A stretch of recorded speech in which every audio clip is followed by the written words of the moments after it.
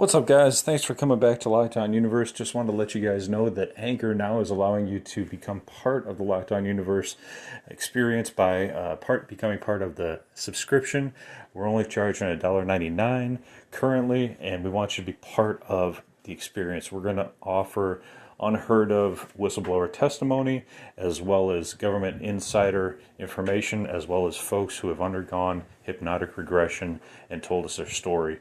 So please tune into that. If you are interested for deeper cuts and deeper information, please consider being part of the subscription.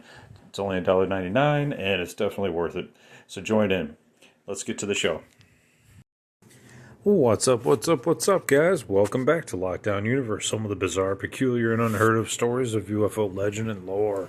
We are back with another very interesting topic tonight. I hope you're doing well, and I hope you're ready to dig in. As I promised, and I had done a previous podcast on the Zeta Grays, I wanted to dig in on this article that I found on in5d.com, a guide to Earth's I believe it is, well, they're not going any farther than that. A guide to Earth's, I guess, creatures and alien species. This particular podcast is about reptilians. So we're going to dive deep into this one. Very interesting, very well-known alien species amongst ufologists, dating way back. And according to this article, their place of origin, obviously, is Alpha Dracona. The draconian beings originally came from another universe, according to this article. After the universe already created stars and planets, and the avian and feline races were already developing here billions of years ago. They then established themselves in the Draco and Orion constellation regions and then set out to conquer other worlds. So, to break that down a little bit, most of us, at least myself, have not heard of them originating in another universe. So this kind of brings about ideas of like the show Stranger Things, where they go to the upside down world and they find the dragon-like creatures and all these huge creatures in the upside down. Basically, when scientists created a portal to another universe dimension, they were able to go through this portal, and there were huge, pretty nasty, demonic-looking creatures there.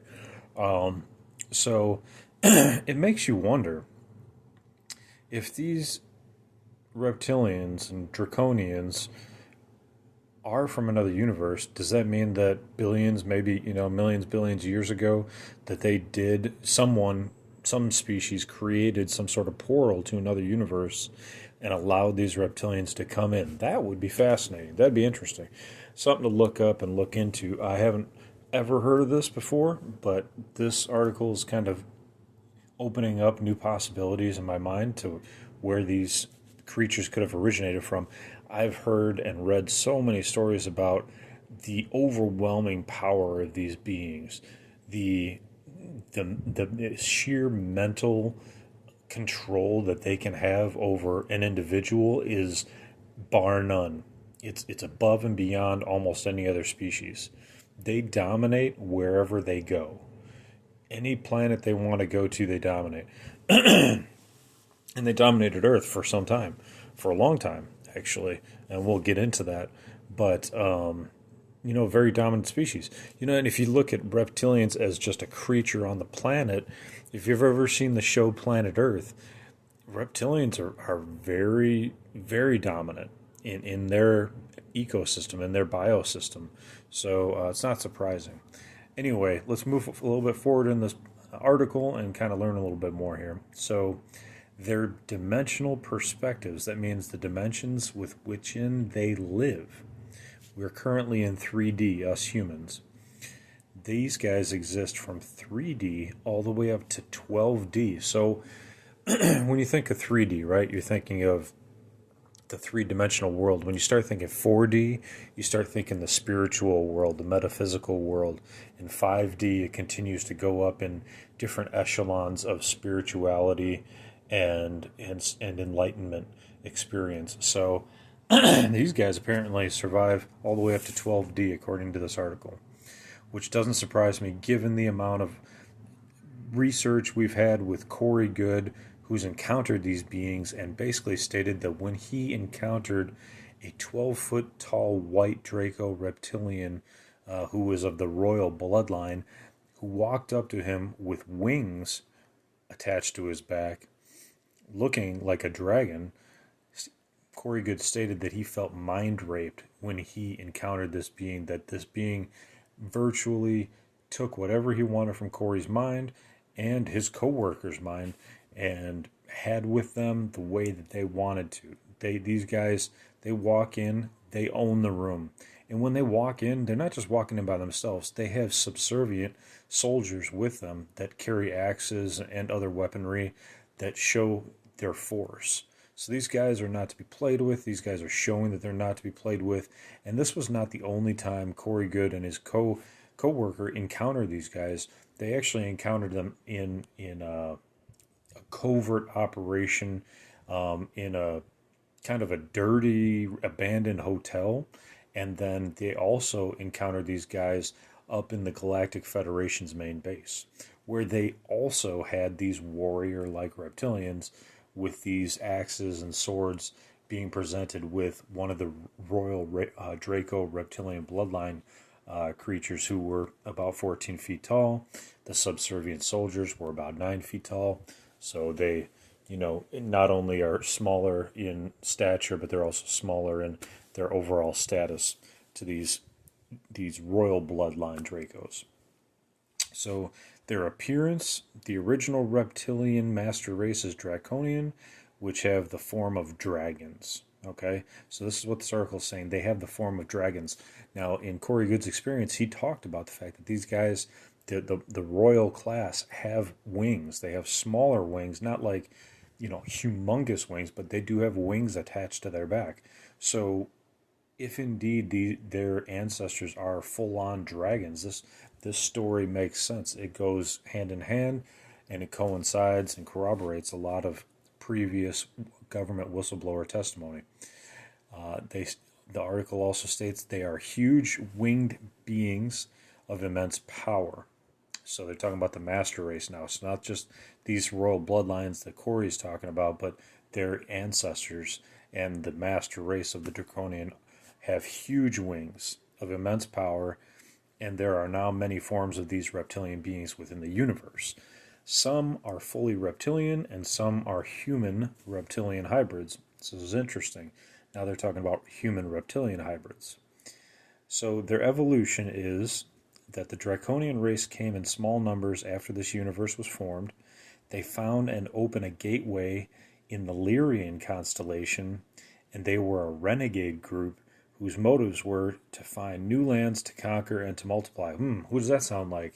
Does that sound like the Europeans coming to America? Right? I mean, you come and you conquer, I mean, that's what these guys are all about. They became a menace to many evolving worlds and did not abide by the limits and interference set by creator beings and angelic consciousnesses. So, these guys seem just kind of like the Greys, where they don't care about any exopolitics, any laws of any planets. These guys are creating their own laws as they go along, and they are completing their mission. The mission that they feel is right. We complete our missions, as a country, as a military, the way we think is right. Meanwhile, as we're attacking another country, obviously we're going against their beliefs. They have their own beliefs, and they're fighting for what they believe is right. So, it's interesting when you put it in that perspective. So, but these reptilians developed a disturbing reputation in the universe, and the Draconian lineage has since evolved to a high stature, and they cooperate in guiding creation in the universe. There are many reptilian races that are still warlike and a bit rough, and maybe those are the ones that we tend to run into here on Earth, while others have evolved to find the power within their heart centers and are a positive, powerful force in creating new civilizations. It makes you wonder if there are multiple reptilian species on the planet because we have the Lacerda and within the Lacerda is basically the premise behind the Lacerda is that a female reptilian of an underground civilization of reptilians here on Earth came to a human and gave an interview. And during that interview, she stated that, they're more of a peace-faring civilization and that there are more evil, malicious reptilians out there. So it just makes you wonder if there's multiple different races, just like there's multiple different countries. For humans, some are more peaceful, some are less peaceful, and it might go for other species as well. Now let's move on to their abilities. Their abilities are that they tend to see advantages in all situations and can strategize ways to effectively complete any goal. Their instincts are acute. They sense motives, and some say that they can smell fear and weakness. They can also smell strengths. Many species are only crudely telepathic, if at all. Thus, they often depend on telepathic translators in their galactic dealings. But in other aspects, their intellectual prowess serves them well. Some are more highly advanced, and it makes you wonder if there's like a caste system there. It's kind of what it sounds like they're explaining, where there's a lower caste that need translators, and a higher caste that simply overly dominates the entire species. It'd be kind of interesting. They also state that their abilities are that they're energetically capable of shape-shifting into other beings. Now, this is directly in correlation with the story that Ingo Swann had about encountering an alien in a grocery store. Ingo Swann is one of our most famous and most well-recognized remote viewers within the Stargate and Scanate program, worked for Stanford Research Institute in the 70s and 80s, and has worked for our government for decades.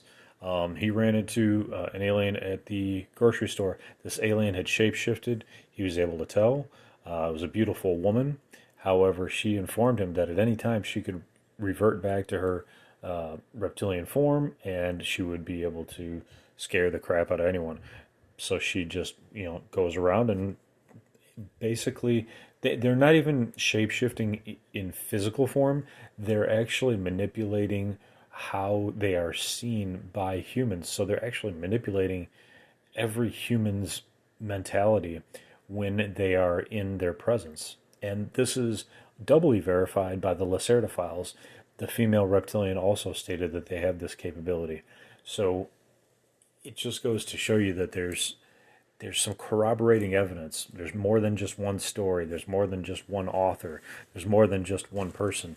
And especially if Ingo Swann, one of the most well-decorated, one of the most trusted operatives within the government, has had his background checked, double-checked, triple-checked, quadruple-checked, and, is always watched by the government, for him to tell this story is really telling. It's really telling and gives a lot of veracity to other individuals who have had similar encounters.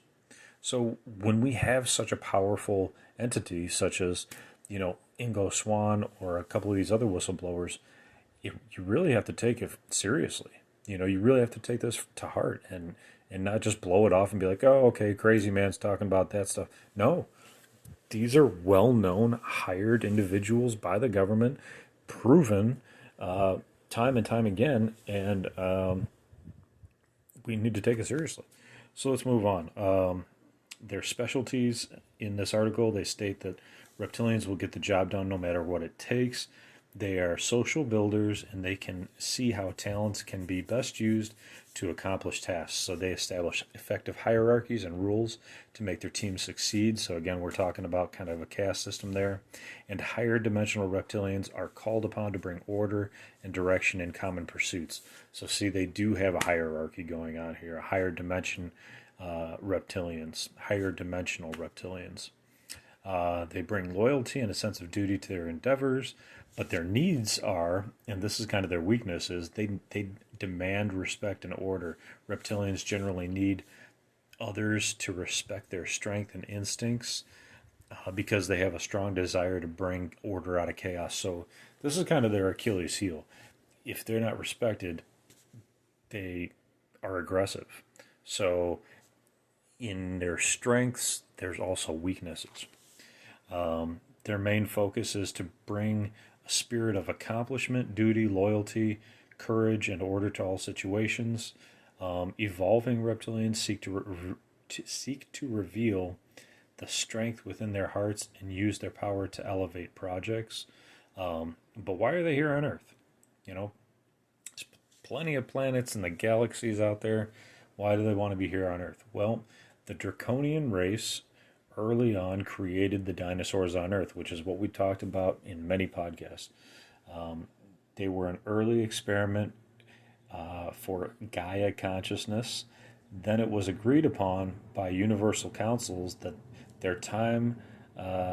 there was a time for new life to blossom on Earth, and that these dinosaurs had to meet, the way of the Maker, so that other life could blossom, flourish, and it could be used for basically a big, huge science lab. So much later, the Intergalactic Council allowed reptilians to remain, but in smaller forms. Much later, after humans were evolved in sentience, a 4D reptilian race became involved in enslaving human beings to do their bidding, and there was some genetic mixing that occurred without permission from guardians of the Earth. This race and other reptilian beings are now trying to rectify this mistake now. So this is interesting. So they're saying after humans basically evolved sentience, a 4D reptilian race, meaning like probably a spiritual race, is out there trying to control humans and do their bidding. This has been kind of an ongoing story. I've seen a few different episodes of like haunting episodes where reptilians were possessing humans and having them do their will, trying to get them to do some evil, and have them do their dirty work, basically. And then when they were in an exorcism, they were stating that we are legion, that we have massive amounts of numbers, and we can't be defeated. And so it really makes you think about what kind of other dimensional beings are out there. Is there actual spiritual warfare going on? A lot of folks talk about spiritual warfare on your soul. Whether or not you're being attacked by a dimension you're not even aware of. And that could be true. We're attacked by our own spirituality. It's possible that we could be encountering other realities as well, in other dimensions. Just take, for example, if you walk into a room with a person who has an entirely horrible attitude, you don't even have to speak to the person. You can feel it. You can feel it in your bones. I can. I don't know if you. I'm assuming other folks can as well.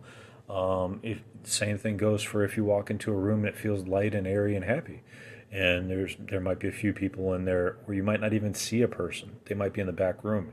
You might not even see them until you've been in the store or the building for a few minutes. But there's this feeling of lightness and of goodness in the building. You'll feel that vibration. So again, right? It's all energy. We're all energy, and apparently these 4D reptilians cause a lot of problems, and they're trying to fix that problem now.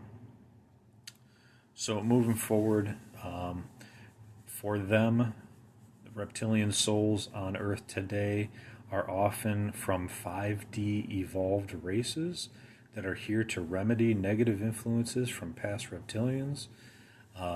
They are heart-centered with a profound power to use their loyalty and sense of duty to awaken unconditional love on Earth. Hidden beneath what may appear to be a guarded nature lies a huge capacity to transcend differences and find acceptance for all walks of life. These souls are often leaders in whatever they do. They make wonderful group coordinators and event organizers, and will usually finish what they start. They can come across too strong or boisterous at times, and some say arrogant. But again, when they let down their guard and they reveal an amazing gift that allows them to see love and the talents of others and lead them to accomplish great things. It kind of seems like, when you encounter like a Navy SEAL, right? Not all Navy SEALs, because I know a few Navy SEAls, but some Navy SEAls are pretty hard headed. And I'm not going to name names. There's plenty of Navy SEALs that are out there in public, and some of them are out there, promoting their business or whatever, and they're just like, it doesn't matter what you do, you got to push through. You just got to work harder. You got to push through things. You got to get tough. Got to do this and that, and they seem to lack empathy for folks that might have disabilities. They might have mental disabilities. They might have physical disabilities. Spiritual disabilities, whatever the case is, and they're just hard-headed. They just push through no matter what. Well, that doesn't always work, right? They might have good intentions, but that doesn't always work for every single person. So, there's different motivators for different people, and the Navy SEAL class is really the warrior class, right?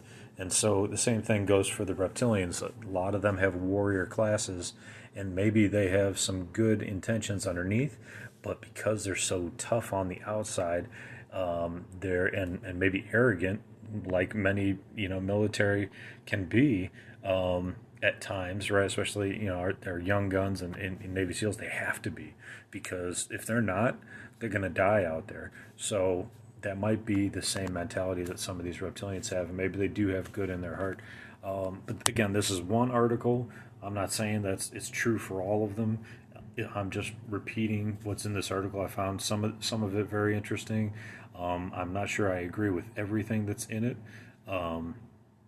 because they talk about some other stuff too.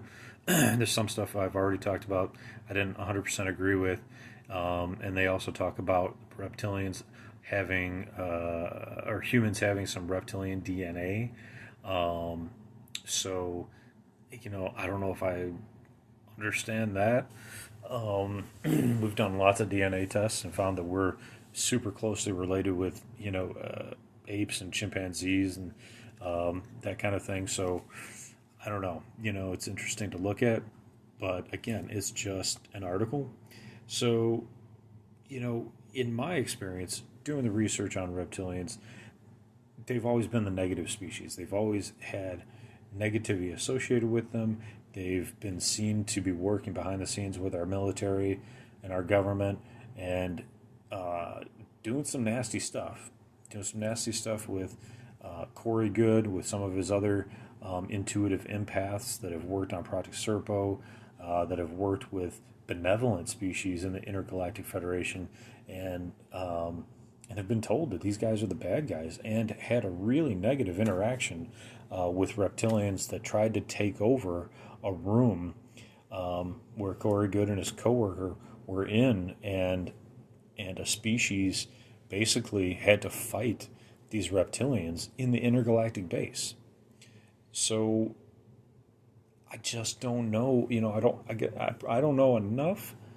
I don't know everything about exopolitics and about the Intergalactic Federation and who's the best species out of that. But I do know what Corey Good reported and a couple other folks that were in that project, and they all said that these guys were nasty, they're rude, that they basically mind raped him, and they basically take whatever they want, and they give off a tremendously terrifying vibe. And let's face it, guys, when we are engaging with anything in the world, we get a vibe from it. And the vibration is the energy that's being put out by their mind and their spirit and their body. It's being put off, and we are receiving it. We are receivers. And so we can understand their intentions. And if Corey Good and his folks were receiving bad intentions from these folks, chances are they're not such great folks. Now, that might not be true for all reptilians, but it was for these reptilians that we were interacting with on a government level. So that's a fact. So that's what I know. That's what I've researched. Again, I haven't researched everything, but that's a lot of a lot of what I've heard behind the scenes, and folks that I've talked to, folks that I've interviewed, and folks that I've researched on. So take that for what it's worth. I hope you enjoyed this podcast. I hope that you are enjoying Lockdown Universe. If you are, feel free to drop any donations that you can in the Anchor Kitty Cat. There's a brand new Anchor subscription that you can just drop a couple bucks in to get some new podcasts that I'll be delivering that'll be separate from the free ones. That'll be a little bit more detailed and a little bit more interesting. So I will offer that as well. Hopefully you guys can join in for that. And we're looking forward to the future. So hopefully you guys are taking care of your mental health, your spiritual health, your physical health, following through on your hobbies and your goals and your dreams, and as always, continuing to question the universe around you. Until next time, guys, take care, and Lockdown Universe is out.